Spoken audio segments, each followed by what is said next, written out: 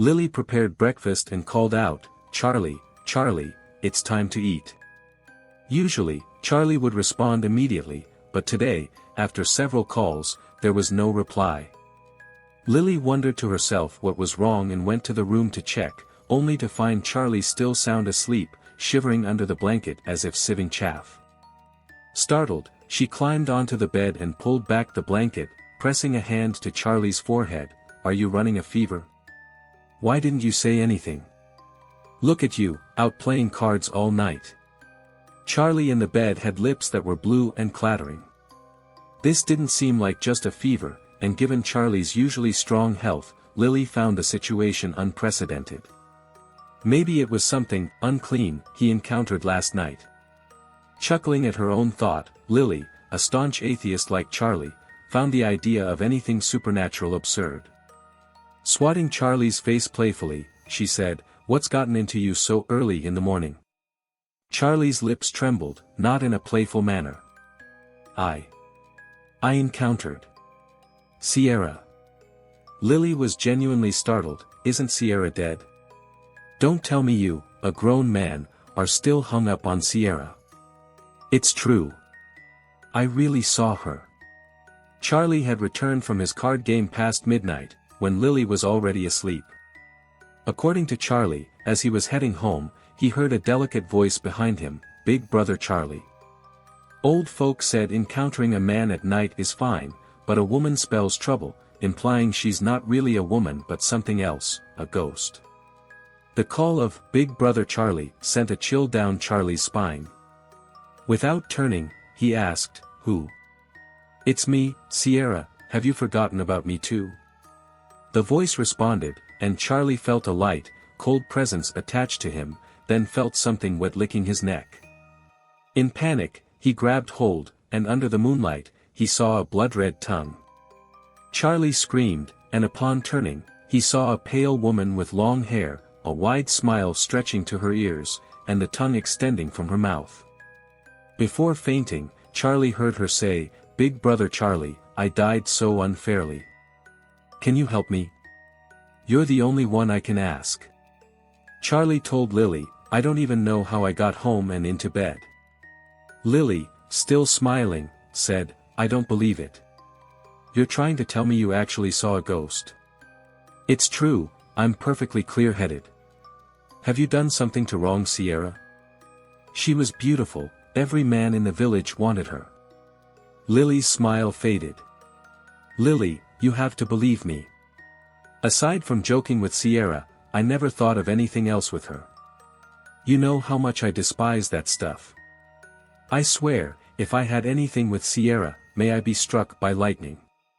Seeing Lily's disbelief, Charlie became frustrated. "Then what do you suggest?" "Seek out a witch doctor." Charlie shook his head. "First, let's have breakfast. Then I'll talk to Vincent." "Talk to Vincent?" "Vincent liked Sierra a lot. I'll see if he can tell me anything." "So, Sierra was unjustly wronged?" "How would I know? Let's just eat. Hopefully, it was all just a hallucination." "Heh, if it's a hallucination, even better." Charlie scratched his head, his foolish appearance perhaps a way of acting coy in front of Lily. After all, encountering such a situation would be embarrassing for any man. Shroudcroft Hollow is a village of fewer than 100 households, where Sierra, a young and beautiful widow from Shroudcroft Hollow, lived. Her man had accidentally fallen into a dry well one night while irrigating the fields. Vincent had long lusted after Sierra's beauty, and now, he saw his chance. As a fragile woman and a young widow longing for a man's attention, Sierra could not withstand Vincent's advances. Perhaps, Sierra was naturally promiscuous, a temptress for men. Vincent, along with many other men who fantasized about the allure of forbidden fruit over the familiar, wanted her. Sierra seemed to reject no one, earning the deep hatred of many women in the village. However, Sierra was clever and adaptive, speaking sweetly to everyone she met, thus not only having men revolving around her but also gaining the unusual tolerance and intimacy of most women as if they were on the verge of offering their men to her. Sierra also died in a well, under mysterious circumstances, but not the dry well. She died in the well that provided drinking water for the Shroudcroft Hollow villagers. Charlie was the first to discover Sierra's death. The entire Shroudcroft Hollow relied on this single well. This well, quite ancient, provided sweet and endless water, nourishing all of Shroudcroft Hollow's people. In the hearts of every villager of Shroudcroft Hollow, the well was sacred and inviolable. Yet, Sierra died in it. Charlie went to fetch water early in the morning, before the break of dawn. After sunrise, the crowd to fetch water would grow, although it provided a chance for a lively chat while queuing. Lily urged Charlie to breakfast that day. After breakfast, she wanted Charlie to accompany her back to her parental home. Her brother was about to get married, and she wished to consult with her mother to see if anything else was needed. If busy, she would stay behind, letting Charlie return home alone. If not, they would return together. Upon arriving at the well, Charlie noticed a yoke and a single bucket discarded to one side, puzzling over who else had risen so early. Yet the well rope had been let down. Where did the person go?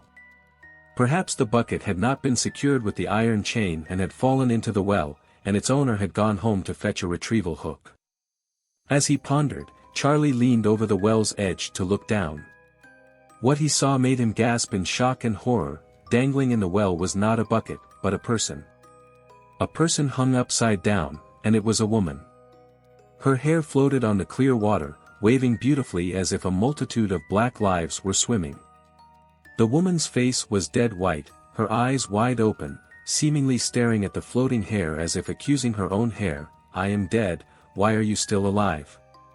It was said that a hanged person's tongue would stick out, frighteningly. But it was unheard of for someone hung upside down to have their tongue protrude. The woman in the well had her tongue stretched out long, and upside down, covering her nose, resting between her eyebrows, resembling a scarlet leech, crawling on the person's face, sucking the lifeblood. The tongue, along with the shadows in the water, seemed to be gently swaying, as if speaking to the floating hair. Only the two of us are still alive."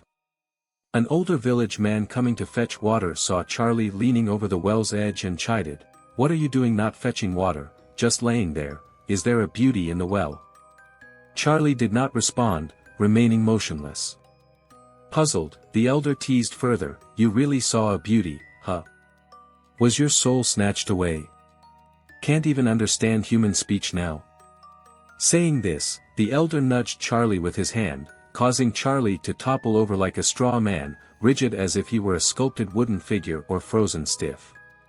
The elder, curious, leaned over to look down the well, exclaimed, "Damn it," then collapsed onto Charlie, waking him up, but the elder himself suffered a cerebral hemorrhage and died instantly. That day, no one in the village fetched water. Who would dare to? Vincent later called a few brave souls to retrieve Sierra's body and provided her a hasty burial. The elder was of great age, his descendants numerous, and his family and villagers gave him a respectful funeral. Sierra's death was met with both regret and relief. Opinions varied widely. Vincent reported the incident, but after an exhaustive investigation without any leads, it was concluded to be an accidental drowning. The conclusion was as follows: Sierra went to fetch water early in the morning and, as it was the dead of winter, slipped on ice formed by spilled water near the well. In her rush, she got entangled in the well rope and fell down. Because the well rope had wound around her, it prevented her from falling further, thus leaving her suspended upside down, resulting in her tragic death by hanging. After lunch, Charlie was about to head to Vincent's place when unexpectedly, Vincent called, inviting Charlie over for a drink. Over the phone, Charlie said, "You're asking me over for a drink?" Vincent retorted, "You jerk. It's not like you haven't drunk at my place before." Charlie responded, "All right, I'm coming." Vincent asked, "Are you afraid of Lily?" Charlie scoffed, "Nonsense. Lily doesn't mind at all." Vincent replied, "That's good, then hurry over." Upon arriving at Vincent's, Charlie was greeted by Vincent's lover, Gloria, whose phoenix eyes sparkled seductively. She smiled warmly at Charlie entering the door, saying, "Charlie, you're here. Charlie teased, sister-in-law, haven't seen you in days. Missed me? As he spoke, Charlie reached out, pretending to touch Gloria's tender cheek. Gloria dodged slightly, scolding, you men, not a good one among you. Charlie quipped, the worse the man, the more women love him. Sister-in-law, don't you even know that? Go away. Aren't you afraid of a wronged spirit coming for your soul? Have some decency. Gloria's offhand comment startled Charlie, and he stared at her intently, as if searching for Sierra's shadow or her aggrieved spirit on Gloria's face. Gloria chuckled and lowered her head, her hair loosely hanging in front of her forehead, seemingly floating in water. Charlie quickly entered, calling out, Vincent, I'm here. Charlie was the first to leave Shroudcroft Hollow and make a name for himself outside as a contractor. He was among the wealthiest in Shroudcroft Hollow. Vincent's son, having finished high school, was lounging around at home for years. Vincent had mentioned wanting Charlie to take his son out with him. Despite his reluctance, Charlie agreed out of respect for Vincent, knowing that Vincent's invitation to drink was probably related to this matter. Vincent poured Charlie a drink and got straight to the point, brother, when are we leaving? I need to get my son ready. Charlie downed his drink and then said, after my brother-in-law's wedding, I'll let you know in advance. That's great, let me refill your glass. Vincent poured another for Charlie. This time, Charlie hesitated with the drink, showing signs of discomfort. Seeing this, Vincent asked, bro, got something on your mind? After a moment of thought, rather than answering directly, Charlie asked Vincent, brother, do you think Sierra really just fell into the well? Vincent, holding his glass mid-air, shook unnaturally, with a somber look, why, suddenly thought of Sierra? Charlie sighed, recently had a ghostly encounter. That night, coming back from your place after the card game, I met a female ghost saying she was Sierra, asking me to avenge her. Vincent let out a forced laugh, brother, as worldly as you are, still believe in such things? Of course not, but it's strange nonetheless. No worries, you're probably just overthinking, come, let's drink. Vincent raised his glass. As they were about to drink, a crashing sound came from outside. Gloria had dropped a plate. What are you doing? Looking for trouble? Another crash sounded as Vincent intended to throw his glass at Gloria's face, but she instinctively dodged, and it shattered against the door. Charlie urgently restrained Vincent, bro, calm down, it was an accident by sister-in-law. This woman, she's asking for it. Vincent sat down fiercely. Charlie looked at Gloria, whose eyes were filled with tearful grievance. She met Charlie's sympathetic gaze and said, it's my fault for being careless, I'll make you another one. When Charlie left Vincent's home, dusk had already begun to set in. It wasn't that Charlie and Vincent had spent a prolonged time drinking, but after they finished, they had watched a card game for a while. As they chatted idly, several people arrived at Vincent's place to play cards. Charlie didn't join in, he was still a bit shaken up and merely watched, planning to head home early to avoid any more ghostly encounters. Since yesterday, snow had started to fall gently, and the village path was nearly deserted, as most were either playing cards or staying home warm with their wives and children. Who would want to brave the cold at this hour? Charlie walked alone, nervously anticipating that a ghost might appear. He kept looking around as he went, and aside from the snow, the hills, and the houses, there were no signs of others. Then, just as he rounded a bend, he walked directly into someone, and they both exclaimed in surprise. The voice he heard was a woman's, someone wrapped in a scarf with only her eyes showing through her large black face mask. Who's there? Charlie asked, startled. It's me, Charlie, you rushing to your death or what? The woman said, and Charlie realized it was Lily. Lily, what are you doing out here? I came looking for you. I was afraid you'd lose track of time playing cards and let the ghost get you. Heh, no way, I didn't play any cards. Charlie put his arm around Lily's shoulders, and they walked home together, laughing and talking.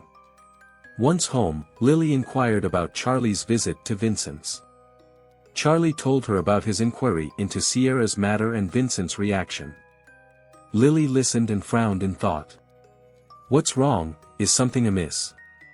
Seeing Lily deep in thought, Charlie asked. "It's not right. Based on what you said, I think Vincent is hiding something, and Gloria must know something, too," Lily analyzed earnestly. "How so?" "First, Vincent's expression and gestures when you asked about Sierra were off, and he tried to dodge the topic with you. Plus, Gloria overheard your conversation with Vincent, intentional or not, and her reaction with the plate. She's probably scared of something getting revealed," Lily explained. "Wife, you might as well be Sherlock Holmes. So you think Gloria is involved, too?" "I trust my instincts. What do you suggest we do next?" "What, you want to play the hero? But what? What about the ghost thing? If there's no guilt in your heart, then surely someone's pulling a prank," Lily declared confidently. "Why do you say that? If I knew why, we wouldn't need the police, would we? But why would the ghost come to me?" "The ghost fancies you, perhaps." "What do you think I should do, then? Turn their scheme back on them?" After lunch on the third day, Charlie went to Vincent's house again. This time, it wasn't Vincent who had invited him. Charlie went on his own, knowing that Vincent was out on business and that Gloria was home alone. Hearing the knock, Gloria opened the door to find Charlie and smiled seductively. "Your brother isn't home." "If my brother isn't here, does that mean I can't come?" Charlie said, reaching out to touch Gloria's cheek. Gloria dodged, saying, "Come in then. I'll cook a couple of dishes for you." Inside, Charlie turned on the TV to watch the news while Gloria busied herself in the kitchen. Being accustomed to a house full of people coming and going, for Gloria, and likewise for Charlie, whether watching TV, playing mahjong, or chatting was routine. In the countryside, everyone loves visiting each other for a bit of excitement, more amusing than staying at home with women. Otherwise, couples would go out together or play cards together. Charlie's eyes were fixed on the TV screen, but his heart wasn't in it. He was here on a mission. Taking advantage of Gloria's absence, Charlie surveyed the room, a layout he was well familiar with. On one side, near the door, was a sofa, on the other, a set of gray-white cabinets with an embedded dressing mirror at one end. At the opposite end was a writing desk, cluttered with magazines and a washbowl filled with various bottles, colorful and varied in size. Charlie stood, walked to the dressing mirror, looked at himself, then pulled open the cabinet door. The clothes inside caught his eye, along with the strange scent of mothballs mixed with perfume. As Charlie rifled through the clothes, seemingly looking for something, an object fell out with a thud. Charlie gasped upon seeing a long rubber tongue, still wriggling at his feet. Frozen in front of the wardrobe, Charlie stared at the moving tongue, speechless. Unbeknownst to him, Gloria had quietly come up behind him and gently wrapped her arms around him. Charlie smelled a familiar scent, felt the warmth of a woman's body, and the soft, tender voice of a woman, Big Brother Charlie. "So, you're the ghost," Charlie realized. "What do you want?" "I don't want to be the next Sierra, Big Brother Charlie, save me," Gloria said, snuggling her face into Charlie's neck. "So, Sierra was murdered." Charlie stood still, shivering, pitying yet fearing the woman. "Yes, it was Vincent. I saw it with my own eyes, but I can't say it. I can't bear Vincent's abuse any longer. He never treated me as a woman. He's a tyrant in our village, oppressing men and women alike, addicted to gambling. The truth about Sierra will come out sooner or later. I know if I were to divorce him, I'd end up dead. You can seek help from the law. We live in a lawful society now. It's useless against someone like him. Without evidence, no one would believe it. You are the evidence. Even you don't believe me. Who would? I believe. What do you want me to do? Get rid of Vincent for me, and I'll be yours. I've already got Lily. I love Lily too. I won't interfere with your relationship. It doesn't matter if you don't want me, just help me get rid of Vincent. Gloria's tears were soaking into Charlie's neck, feeling more like Sierra's blood to him. You whore, slut. With a furious shout, Vincent stabbed Gloria in the back with a pair of scissors. Without a sound, Gloria fell limply to the ground. Charlie turned around to see Vincent, his face distorted with rage. Vincent, weren't you at a meeting? Charlie, I misjudged you. Today, you and this whore will meet your end. Vincent said, raising the bloodied sharp knife. Charlie didn't move, tilting his head back, closing his eyes, his mind filled with haunting visions, of Sierra in the well, of Gloria's ghostly face. Freeze! Don't move! Don't move! With several stern shouts, the police rushed in. Following them, Lily threw herself into Charlie's arms, holding tightly to her man.